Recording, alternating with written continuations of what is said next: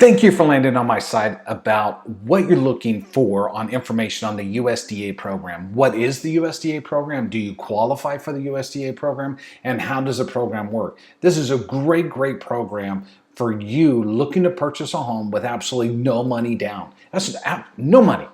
FHA's 3.5%, conventional's 3%, VA's you got to be a veteran, but that's no money down. But the USDA home loan purchase program in Arizona, you do not have to have any money for the down payment.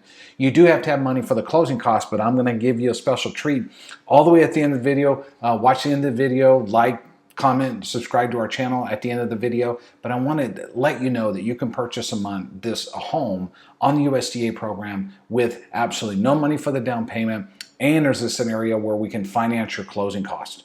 So listen to the whole entire video. I'll try to make it sweet and short and quick as possible. But if you're a home buyer looking to purchase a home in the state of Arizona and you're limited on funds, look at the USDA program. Now, there's certain areas. What USDA requires is you meet income requirements. The home must be in an approved USDA lending area, which it can't be in the metropolitan Phoenix area or Tucson, because those areas are heavily populated and they do not meet the requirements. But here are some of the cities that are qualified right now for the USDA program as I'm doing this video.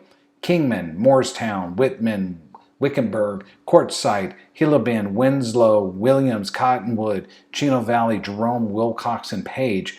If you're not looking in those particular areas, but you're wanting to purchase a home and this is close to your job or family or commute, these are great areas to look in that you can purchase a home and get qualified for that particular property for sale in these areas. And I'm going to show you what the map is for that area and how to look it up. Also, there are income requirements which are very healthy. So somebody making $200,000 a year in the state of Arizona combined with the other applicants, they're not going to qualify for this program because there are income limits. They have increased yearly, and right now as I do this video and on the USDA website, June 8th of 2022, the income limit for the state of Arizona, this is up to 4 people in the household. 1, 2, 3, and 4 people living in the household is $103,500.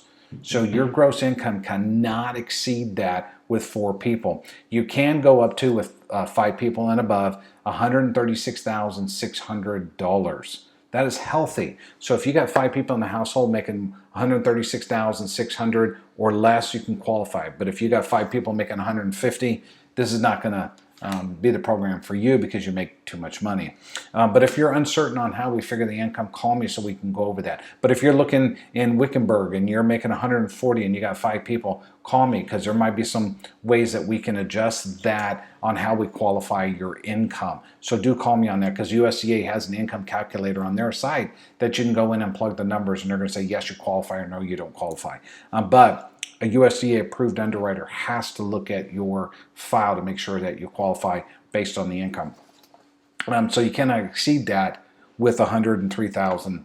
So now we got the income established on 1 to 4 people and then 5+ people and what you can make in the state of Arizona. The income is healthy.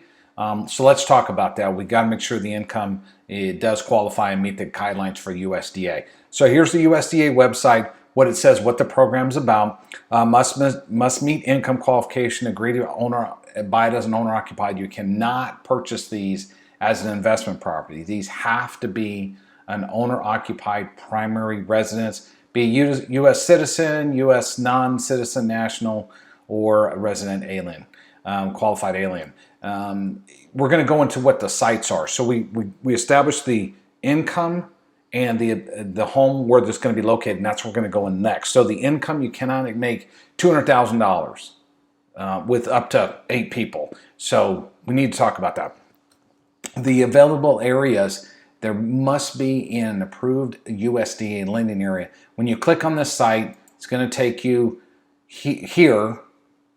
I'm going to have this link below, so all you do is click on it. But you're going to click on this site here, the link's below. It's going to take you to this site here. You want to make sure it says property eligibility. You must press accept. All right, so you clicked on the accept. It's going to take you to this address bar. I already found an address in Wittman. You press go and it says this property is located in the available area. Now, in the state of Arizona, you can see all this shaded area. That's going to be in Maricopa County, the Phoenix metro area. You can go down to Tucson. All the areas in shaded Sierra Vista, they are not going to be approved in the USDA lending area. Gila Bend, some parts of Yuma, Quartzite, Wickenburg, Wittman. You're going to have Kingman, Arizona over here. You're going to have Cottonwood, and you can really go down into Jerome, Verde Village, Chino Valley. Come over here, and you're going to have Winslow. So all these areas are going to be approved in the USDA lending area. So you've made the income requirements at that $103,500 and below, up to 4 people. Now you want to purchase into these particular areas, great. Now USDA does not require a credit score. The lender is going to require the credit score. Right now, most lenders are 620 or 640 and above. If you don't have a credit score, we got to go into the guidelines to see if you can meet like the rent requirements, go on somebody's account as an authorized user to start building credit. If you meet the verification of rent, you have 2 open trade lines, then with no credit score, which I doubt you won't have one, then we can look at that. And I can submit it to our underwriters and see if we can do something like that as a to be determined address. But the USDA is a great program with limited funds for the down payment and or closing costs. Now, the closing costs. This house here in Wittman, let's press go again. It is $200,000. The property address that I have here is $200,000. You can put no money down for that property. Now you need to speak with your realtor. You're going to have some funds to open up escrow, and you need to connect with your realtor about that on how much you need to. It's called an EMD, earnest money deposit. So when you make an offer, once we get you pre-qualified on the USDA program, you meet the income and the debt ratio requirements, which we'll go into next. You can't have a high debt to income, which is income, your gross income versus what's going out the door, credit cards, auto payments, student loans. They're not as high as what an FHA or VA is. Let's just go into that right now on the USDA. The standard with a 680 or below credit score is a 29 front end, which front end is the mortgage payment. The HOA, mortgage insurance, property taxes, homeowners insurance, the principal and interest payment, if there's any flood insurance, all that's going to be included in the front end ratio, which is your gross income. Let's say it's $1,000 a month. You cannot have more than $290 mortgage going out. So it's 29% of that gross income. The back end is 41%. So that's the front end, which is the mortgage payment, and then all your other debt that's going to appear on your credits report, along with child support or alimony, or you got anything come from your pay stub as a deduction. So not like taxes deductions, like a forced payment like child support or somebody suing you and it's coming directly from your paycheck. Now you can go higher on the debt to income ratio with compensating factors, a 680 or above, as well as having a reserve requirements. Reserves are not required. Reserve means your mortgage payment is $1,000 a month and you have $3,000 in the bank. So if we want to push that debt to income ratio, we got to have some compensating factors. But if we stay within that 29-41 debt ratio, you don't have to have a 680. You don't have to have reserve requirements. Those are not required for the USDA. But if you want to push the max, which is 32%, so the front end standard is 29, but if we need to go 31%, then that's where you got to have the compensating factors to have the 31 front and the 44 back. And the compensating factors is a 680 credit score. That's mandatory. And at least one of the other items, such as you have a good rent history for the last 12 months. You have 2 to 3 months worth of reserve requirements. Let me see, it says 3 months. 3 months of reserve requirements. So mortgage payments $1,000 a month. You have $3,000 in the bank. That's stocks, bonds, IRAs, mutual funds, checking, savings. We can use all that for reserve requirements. So that's the debt to income ratio. The property, and let's go back to the property. I know I kind of bounced all over the place. But the property address here, the property is listed for $200,000. You make an offer with your realtor, the property appraises for $210,000. Great, you're walking in with equity. This is the only program that will allow you to finance your closing costs. Not that will allow you, the programs won't. FHA will not allow you to finance closing costs. VA or conventional will not allow you to finance closing costs with that freed up equity. So the one rule is, if we can finance your closing costs, the home must appraise for higher than what you agree to purchase it. This property here's $200,000. It appraises for $210,000. You got $10,000 worth of equity. We don't need that much for closing costs. Let's say closing costs is $5,000, $6,000. You have that $10,000 of equity that we can finance that $5,000 to $6,000 of closing cost. There you go. You can purchase a property with absolutely no money for the down payment. Talk to your realtor about open escrow, what's called an earnest money deposit. It can be $500 to $5,000. You got to talk to your realtor about opening escrow. Now, if we can finance everything, you get that $500 back. But if you put it in there, that $500 or $1,000 that you open up escrow with, that's going to be applied for the closing cost. So if the closing cost is $6,000, you got $1,000 into escrow. Now your remaining closing cost is $5,000 because there's no money for the down payment. But if the home appraises higher, we can finance that closing cost. So you're basically purchasing a property for the appraisal, which would be about $400 to $600 depending on the location of the property and the availability of appraisers. So $400 to $600. A home inspection is not required, but highly recommended. Speak with your realtor about that. And that can run anywhere between $500 to $600, $300. Do speak with your realtor. They're going to have more contacts on the home inspection side. We don't get involved on that as the lending side. So let's say you appraise it for $500 and you find the home inspector for $400, $900. You just purchased a property for $900.